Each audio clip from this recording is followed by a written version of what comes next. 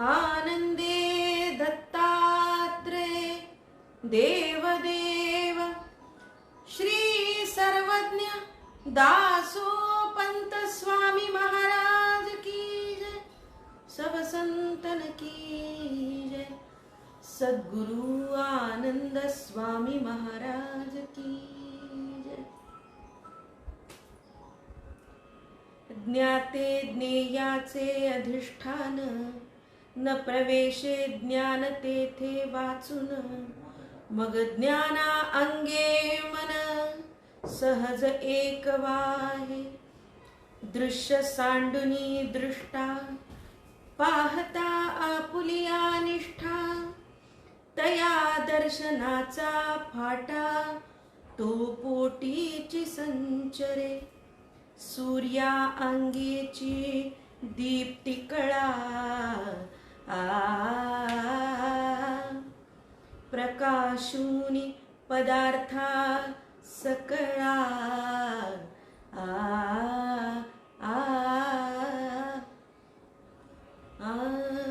मग सरिसीच तया मंडळा जाऊ लागे।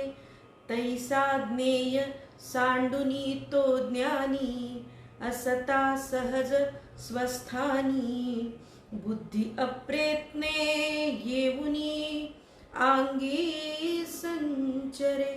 म्हणून ज्ञातया वेगळे ज्ञान कोठेची न संक्रमे जाण। तरी यया लागी मी सांगेन तेची करावे। काल सांगितलेल्या त्रिपुटींची पुन्हा पुनरावृत्ती दासोपंत या ठिकाणी करत आहे। ज्ञाता ज्ञेय आणि द्रष्टा आणि त्याच ज्ञाता ज्ञेय आणि ज्ञानी द्रष्टा दर्शन या तीनही गोष्टींचं एकरूपत्व ते आम्हाला पुन्हा सांगतायत।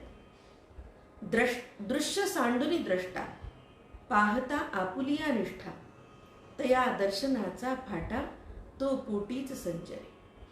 सूर्या अंगीची दीप्ती कळा प्रकाशोनी पदार्था सकळा मग सरसची तया मंडळा जाऊ लागे। या त्रिपुटींचं एकत्रीपण कसं आहे, एकपण कसं आहे तर एकाला बाजूला सारून दुसरा किंवा दुसऱ्याला सारून तिसरा असं इथे येऊ शकत नाही। या तिन्हींचं एकपण व्हावं तेव्हाच माझं दर्शन सगुणाचं चित्रीकरण तुझ्या हृदयामध्ये होईल। दासोपंत सांगतायत सूर्या अंगीची दीप्ती कळा प्रकाशूनी पदार्था सकळा। सूर्यापासून पडणारा प्रकाश हा सर्व सजीव निर्जीव सगळ्या पदार्थांच्या वरती सर्वांना प्रकाशमान करतो। मग सरसची तया मंडळा जाऊ लागे। तैसा ज्ञेय सांडुनी तो ज्ञानी असता सहज स्वस्थानी। बुद्धी अप्रयत्ने येऊनी अंगी संचरे। आणि म्हणून आपोआपच ज्ञेय ज्ञानी या दोन्हींचं एकपण झालं की आपोआप बुद्धी त्याच्यामध्ये संचार करते। आणि दर्शनाचा फाटा असं म्हटलंय त्यांनी की दर्शन ज्याला साक्षीत्व म्हणतो आम्ही साक्षात्कार म्हणतो त्याचा अंकुर आपोआपच त्या पोटामध्ये म्हणजे त्याच्या गर्भामध्ये आपोआपच तो अंकुर फुटतो आणि त्याला दिसायला लागतो। माझी प्रतिमा जे ध्येय ते आत्मत्वेची जाण। ज्ञेय पुढे पाहसील तरी कार्य होईल वृत्तीचे।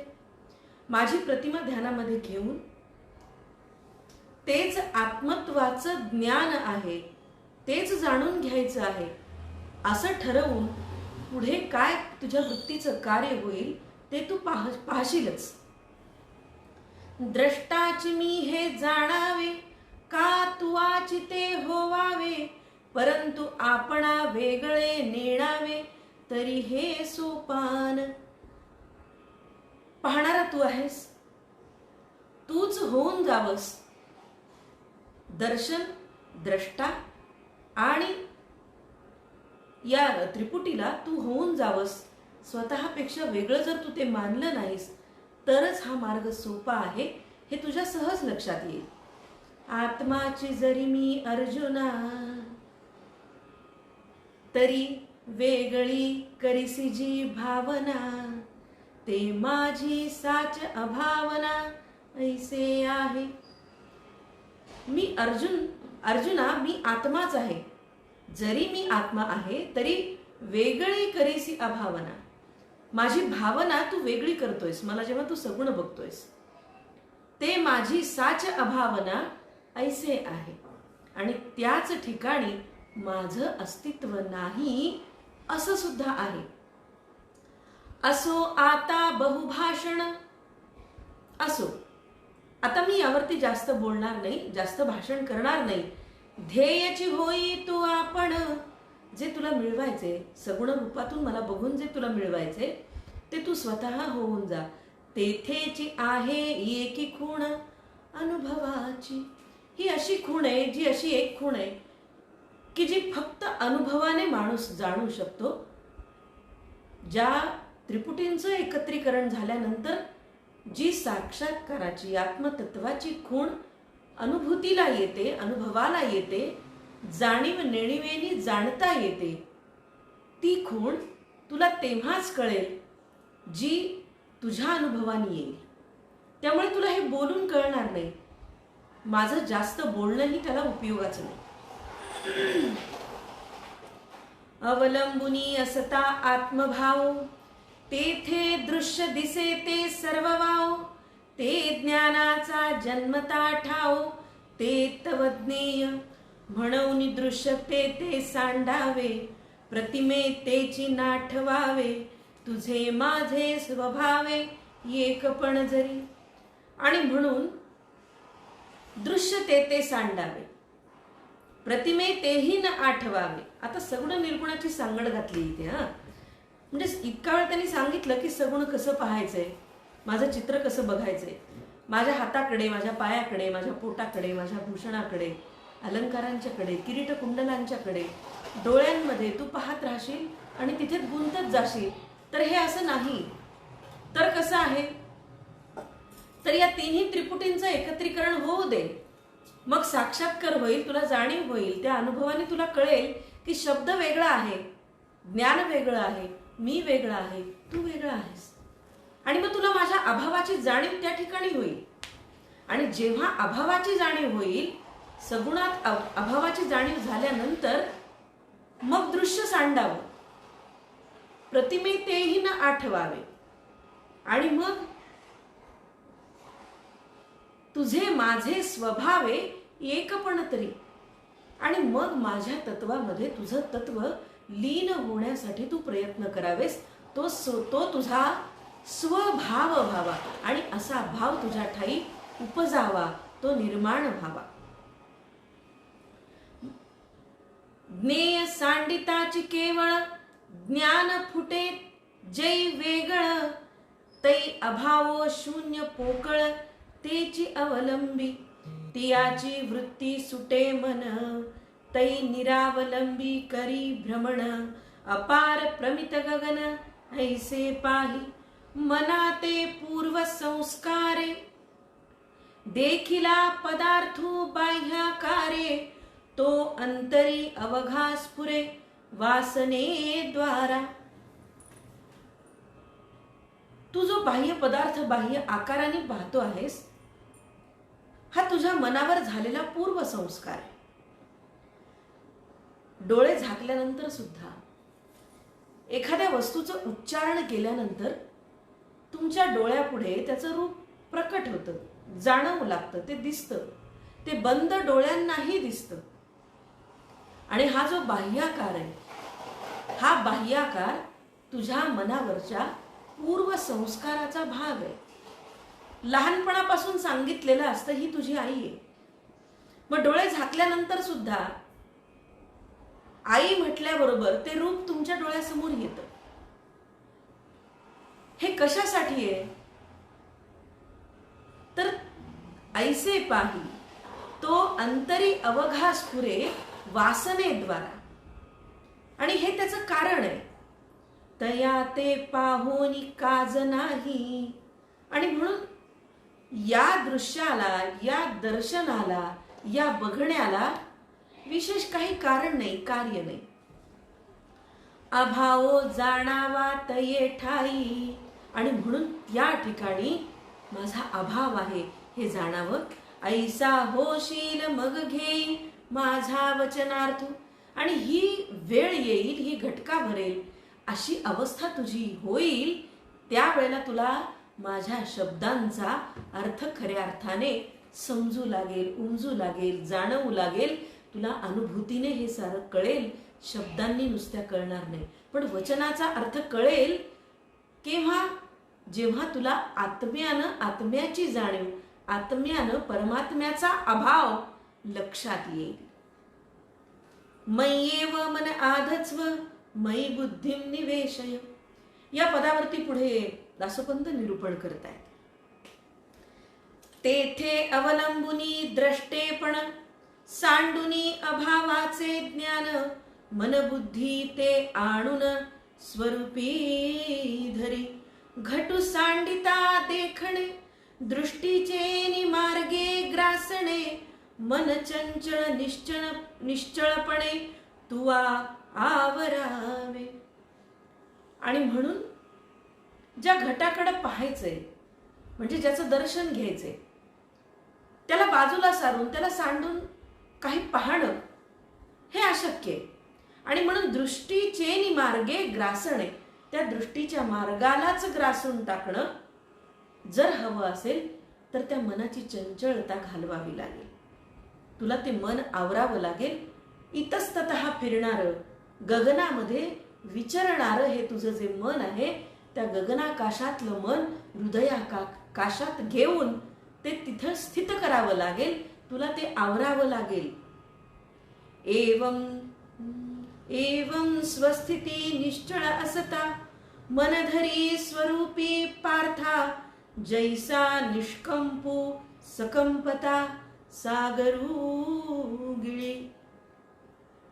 आणि म्हणून एवं स्वस्थिती निश्चळ असता, हे जे आत्म्याचं परमात्म्याला जाणीव होणं आहे, अनुभूती होणं आहे, अनुभव घेणं आहे, हे मनधरी स्वरूपी पार्था, केवळ माझ्या स्वरूपावर तुझं मन एका ठिकाणी एक लक्ष विलक्ष करून विचलित न होता एकाग्र कर. जसं सागर निष्कंपू सकंपता. हजारो असंख्य लाटा स्वतःमध्ये गिळून सागर जसा स्थिर असतो, अशा मनाच्या अवस्थेची त्या ठाई गरज आहे. दृश्य अभावलेपणे अभावाचे जे जाणणे ते आपणा जाणोनी प्रवेशणे स्वरूपी तुवा. दृश्याच्या अभावाचं जे लेपन आहे, अभावाचं जे जाणणं आहे, मी ज्या ठिकाणी नाही असं वाटतंय, जिथे अभाव आहे त्याच ठिकाणी मला जाणणं, ते आपणा जाणोनी प्रवेशणे.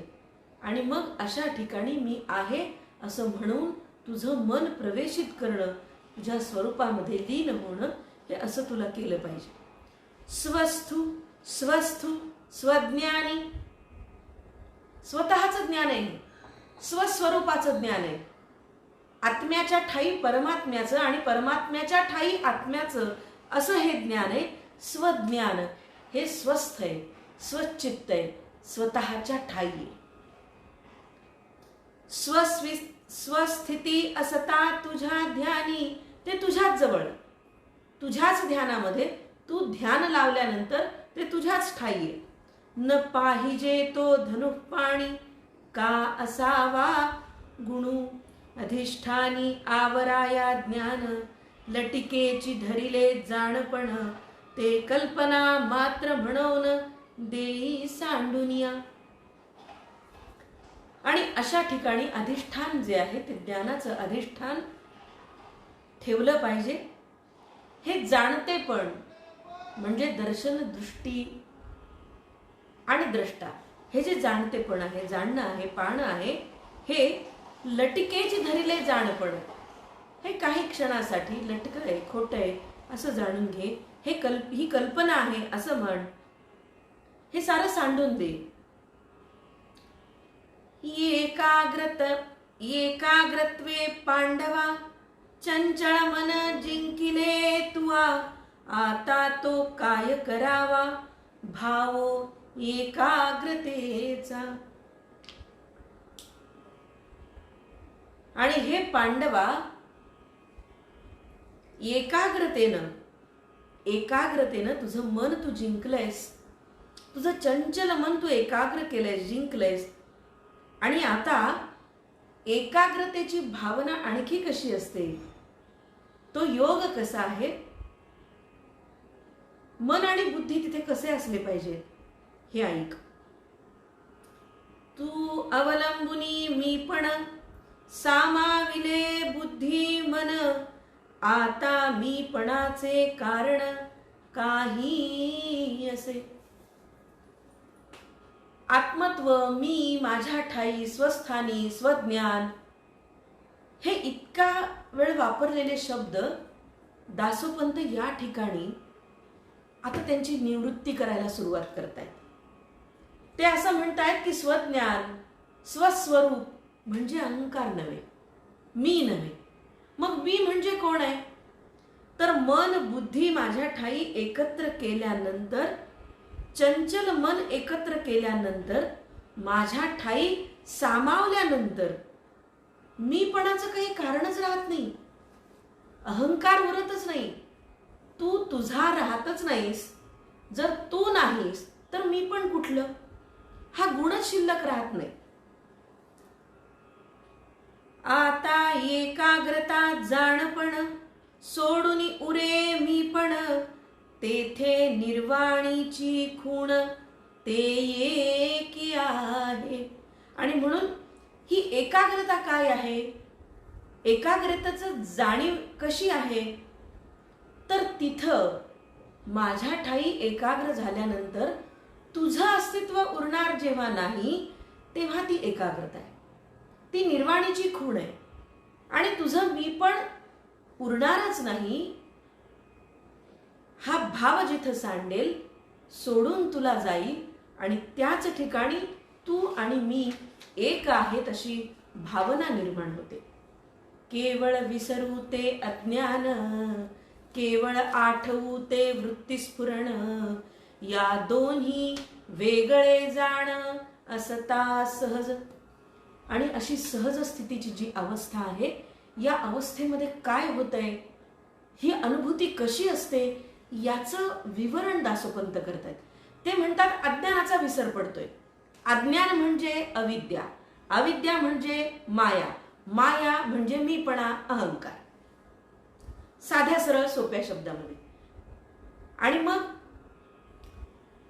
केवळ आठवू ते वृत्तिस्फुरण, आणि या ठिकाणी वृत्तिस्फुरण या शब्दाचा अर्थ शब्दशः घेतल्यापेक्षा त्यांचा जो अंगुली निर्देश आहे, तो अंगुली निर्देश हा आत्मतत्वाच्या ठिकाणी, परमात्म तत्वाच्या ठिकाणी झालेली एकरूप होण्यासाठी जी वृत्ती निर्माण झाली आहे, एकाग्र वृत्ती, त्या वृत्तीकडे हा अंगुली निर्देश. आणि म्हणून अज्ञानाचा विसर पडतो आहे, आत्मतत्वाची जाणीव, जे ज्ञान, जे ब्रह्मज्ञान, ते वृत्तिस्फुरण आहे. आणि या दोन्ही वेगळे जाणं सहज असतं. आणि याचं वेगळेपण नेमकं काय आहे, या सहज स्थितीमध्ये, या अवस्थेमध्ये तुला त्याची अनुभूती घेता येईल. आणि म्हणून अविद्या आणि विद्या, ज्ञान आणि अज्ञान यांचा जो फरक आहे, तो नेमकेपणाने कळण्याची ही सहज स्थिती तुला निर्माण होईल, तुला कळेल, या ठिकाणी तुला तिची अनुभूती येईल. सहजची वृत्तीचा विसरू, सहज अज्ञाना मारू, ज्ञानरूपू निर्विकारू, भावो उरेल. आणि निर्लेप, निर्लिप्त, निर्विकार अशा प्रकारचा भाव नेमका कसा असतो, याची अनुभूती या ठिकाणी येते. आपण संसारामध्ये म्हणतो की आमच्याकडे जे आश्रम, 4 आश्रम सांगितले, त्या आश्रमामध्ये वानप्रस्थाश्रमामध्ये निवृत्ती घ्यायची आपण तोंडाने निवृत्ती निवृत्ती म्हणतो, पण संसारातलं मन लवकर निर्लेप होत नाही. ते फार गुंतलेलं आहे. त्याचं कारणही पुन्हा तसंच आहे. पूर्वीच्या ओव्यांमध्ये दासोपंतांनी जे सांगितलं ना, की मनावरचे जे पूर्वसंस्कार आहेत ना, हे पूर्वसंस्कार कार्यकारण भावाशी, मनाच्या कार्यकारण भावाशी, वासनेशी लिप्त आहेत. आणि हे तितक्या लवकर वेगळे होणं अशक्य गोष्ट आहे. आणि म्हणून ज्ञानरूप असलेला निर्विकारत्व, सहज वृत्तीचा विसर आणि त्याचबरोबर सहज अज्ञानाचा मार त्या ठिकाणी तुम्हाला बघायला मिळतो. अज्ञानाची निवृत्ती, वृत्तीचं स्फुरण हे ह्या स्थितीमध्ये निर्विकार भाव उत्पन्न करतंय आणि ही स्थिती तुला प्राप्त होईल. अभावो म्हणे आत्मसत्ता, भावो म्हणे तै आकार शून्यता, ऐसी कवणी एकी पार्था प्रकटैल खूण.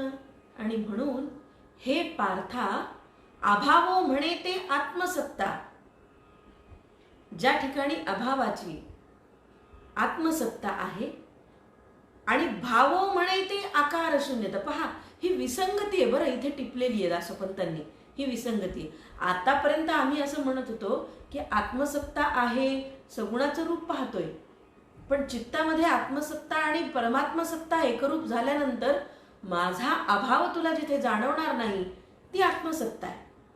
अभावो म्हणे ती आत्मसत्ता, आणि माझा अभाव ज्या ठिकाणी तुला वाटेल म्हणून तू माझ्यात एकरूप झाल्यानंतरची जी वृत्ती आहे त्या वृत्तीला आत्मसत्ता प्राप्त अधिष्ठान येईल.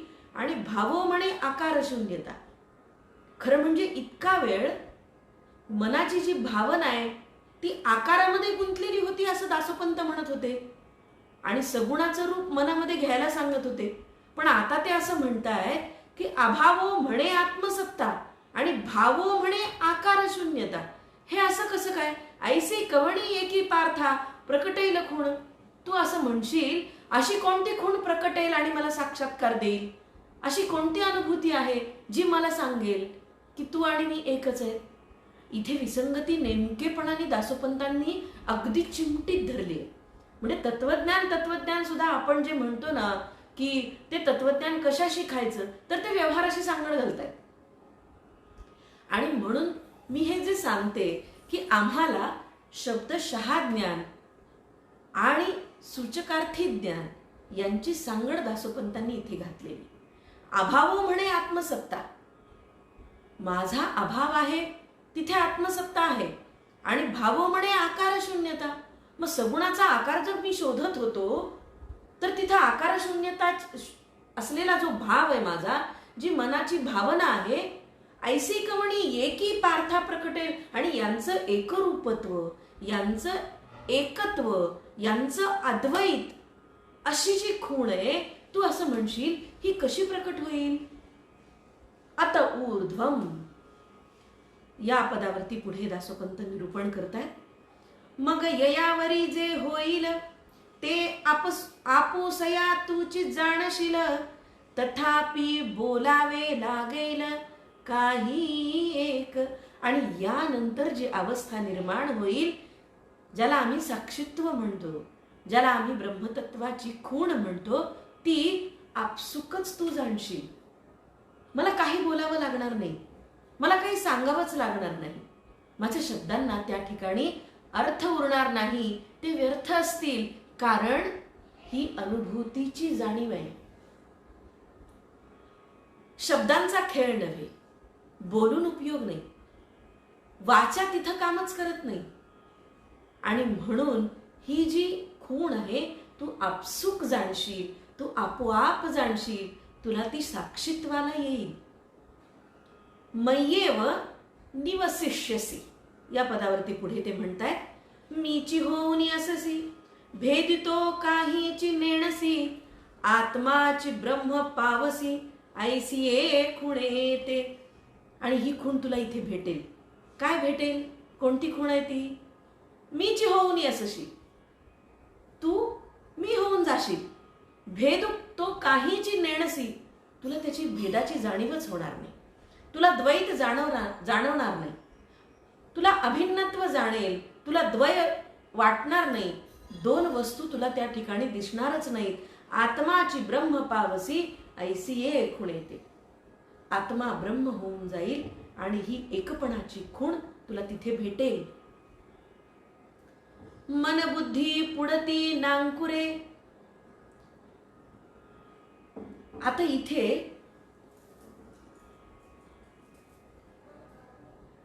दासोपंतांनी मन आणि बुद्धी खुडून टाकली आहे. मीपणाचा अभाव ज्या ठिकाणी निर्माण होतो त्या ठिकाणी आत्मत्वाची खूण आहे. ही तुला दिसली, मी आणि तू एक आहेत हे कळल्यानंतर मन आणि बुद्धी तिथे आता दुसरा अंकुर फोडणार नाही. आता ही नांकुरे म्हणण्याचं काय कारण आहे बरं? नांकुरे म्हणण्याचं कारण आहे, मन वासना निर्माण करतं आणि वासना ही पुढे धाव घेणारी आणि वासना ही मुळापासून खुडण्याचं काम मन बुद्धी नांकुरे. आणि म्हणून सगुणातही माझ्याशी एकरूपत्व झाल्यानंतर मन बुद्धी पुढती नांकुरे, ते ब्रह्मची होऊनी ब्रह्मी जिरे. ते ब्रह्म होऊन जातं आणि ब्रह्मामध्ये जिरून जातं, विलीन होऊन जातं, विरघळवून जातं. निर्विकल्प बारे ते समाधी पावसी. आणि कुठल्याही प्रकारचा विकल्प नसणारी अशी निर्विकल्प समाधी तुला प्राप्त होईल. का मन बुद्धी अंकुरली, ते अधिष्ठानेसी नव्हे वेगळी. मग प्रपंचेसी स्थिती लाधली, तू ते ब्रह्मरूप. बुद्धी वेगळे नाही मन, मना वेगळेची कैचे भान.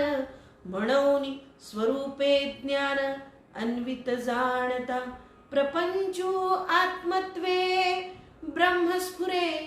आता काये ययानंतरे, सार्वकाळ भेदू मरे. ऐसे होईल. मनबुद्धी का मनबुद्धी अंकुरली, ते अधिष्ठानेसी नव्हे वेगळी.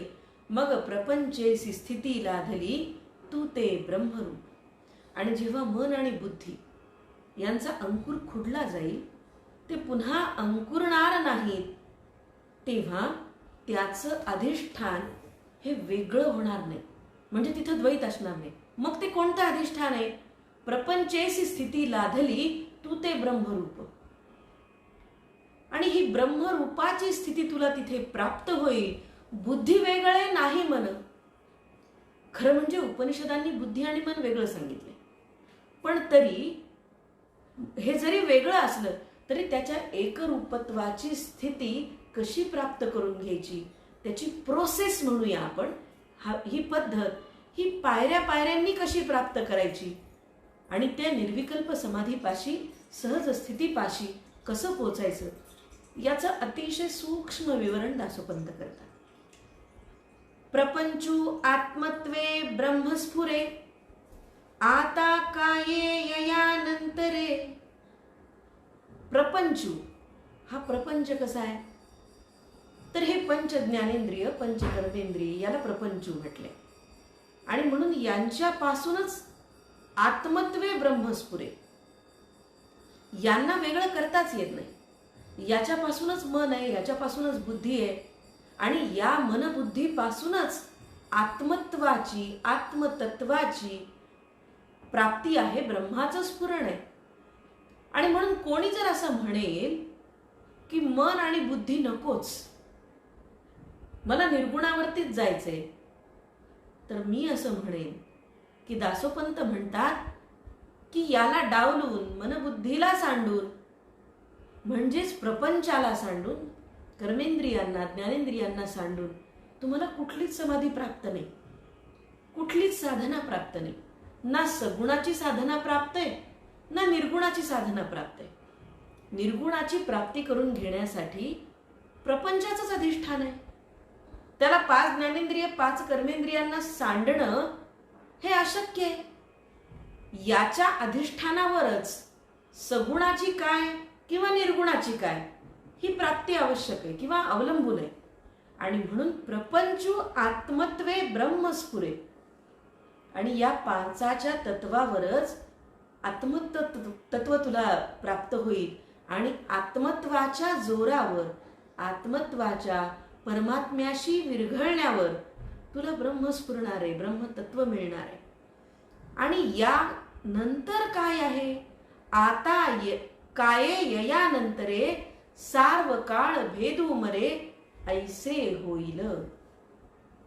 आणि कायम स्वरूपी, ज्याला आपण म्हणू की अखंड, कायम स्वरूपी, यानंतर सार्व काळ भेदू मरे. तुझं आणि परमात्म्याचं जे द्वैत आहे, जो भेद आहे, हा भेद इथे संपुष्टात येईल आणि अशा प्रकारची अवस्था या ठिकाणी तुला निर्माण होईल. पुन्हा पुन्हा खरं म्हणजे हीच गोष्ट मागच्या काही ओव्यांमध्ये ते सांगतायत, पण पुन्हा पुन्हा सगुणातून निर्गुण आणि निर्गुणातून सगुण आणि याकडून निर्विकार निर्विकल्प या समाधीचा सहज योग दासोपंत सांगतात. खरं म्हणजे प्रपंचामध्ये हे असताना हे सहज प्राप्य आहे का? सहज गम्य आहे का? खरोखर शक्य नाही. ज्यांना नातवंड पतवंड झाली आहेत, खऱ्या अर्थानं संसार पूर्ण झालाय असं आपण बऱ्याचदा म्हणतो, पण जगण्याची इच्छा संपते का? कधीच संपत नाही. इच्छा शिल्लक असते. फार क्वचित एखादा असतो की ज्याला असं वाटतं की आपलं कार्य पूर्ण झालंय, प्रपंचाच्या अधिष्ठानावरती आत्मतत्वाशी विलीन होण्याची वेळ आली आहे, असे लोक फार कमी. पण अशा वेळी दासोपंत भक्ताला हे सांगतायत की संसारात राहून प्रपंचाच्याच अधिष्ठानावर, बघा संसारात राहून म्हणजे काय? तर या तुझ्या गृहस्थाश्रम, वानप्रस्थाश्रम, संन्यासाश्रम, कुठलाही आश्रम, तू ज्या संसारात राहतोस त्या संसारात राहून प्रपंचाच्या अधिष्ठानावर प्रपंच, 5 ज्ञानेंद्रिय 5 कर्मेंद्रिय यांच्याच अधिष्ठानावर तुला सगुणाकडून निर्गुणाकडे वाटचाल करायची आहे. आणि सगुणाचं जे चित्र आहे ते चित्तावर कोरायचे. ते चित्र सजीव तुला वाटेल, ते सजीव आहेच, ते तुझ्यात लीन होण्याची गरज आहे. आणि या गरजेपोटी तुला माझ्यात यावं लागेल. आणि जेव्हा हे चित्र तुझ्या चित्तावर तू कोरशील, तू स्वतःला विसरशील, तुझा अहंकार, मन, बुद्धी ह्या सगळ्यांच्या विरक्त होईल, निर्विकार होईल. आणि त्यावेळी तुला ब्रह्माची जाणीव होईल, ब्रह्माचं स्फुरण होईल आणि तू माझ्यात विलीन होशील.